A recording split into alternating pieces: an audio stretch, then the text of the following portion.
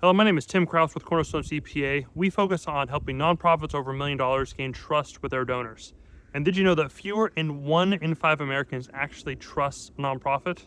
Trust is the currency of nonprofits, and it is very, very scarce. The public's default towards nonprofits is honestly to be very, very skeptical. And from the news stories that are out there, from the different things that I'm sure we've all seen, sometimes there are some nonprofits who are not good actors. I would say the vast majority of them are amazing and really try to do beneficial things. So how do the good ones stand apart? By being transparent. Having things understandable to donors is going to be super important, especially as we continue to move forward, especially into this world of AI, especially into the future that we have. Uncertainty is huge.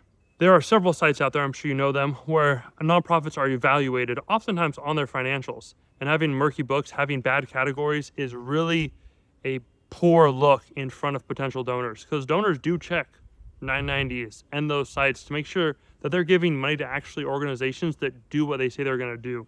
Transparent and well-kept books are the most durable trust builder you have. Clarity you can show, not just claim.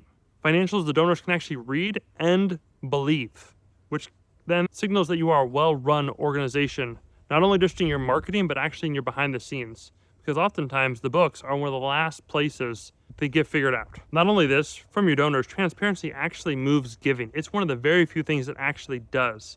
In a study by give.org, only 18% of donors actually highly trust nonprofits. 68% though say that it is essential.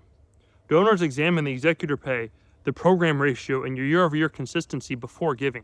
Transparency signals are linked to a greater willingness to give, according to give.com. So, tip number 1, make your financials easier for a non-accountant to read. Clarity over too much detail. You'll see here we have 2 different GL accounts, which are inside of your statement of activity or your statement of financial position. As you can see, this is from your statement of activity. We see we have before item 6200 other expenses. Having a number before GL, not a big deal, but still other expenses. It doesn't say what you're actually doing. It's very ambiguous. It's very opaque. You again want to be transparent in what you're actually doing. A lot of people oftentimes put a ton of stuff in office expenses. Another one that's really doesn't look good when a donor is looking at your books to see what you're doing with the money. Afterwards, we see we have youth programs, supplies, and meals. Tip number 2, show how restricted gifts were used as intended. Prove you honored the intent.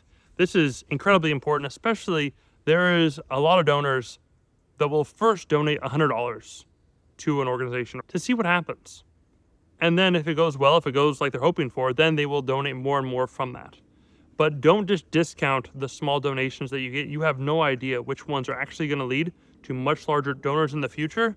So having a clear system, especially when dealing with restricted and unrestricted funds, is going to be really important for you and your organization. And being able to show that clearly is going to give the donors confidence that if they put something to a particular event or to a particular program, that you will actually do what you said you were going to do with those funds. So another big one, point number 3 here, is to keep your numbers consistent year over year. Obviously, if you have things that need to get cleaned up, like we said in point number 1, some of the naming needs to be changed, do that. But really think about your GL, your categories for the long term. So this is where I wouldn't put them as necessarily 2026 or 2027 events. I would have them as the larger categories so they can stay consistent year over year. Again, they'll be able to see the 990 each year to be able to see how you did things in each year. So please do not name your GLs or your rows any particular year.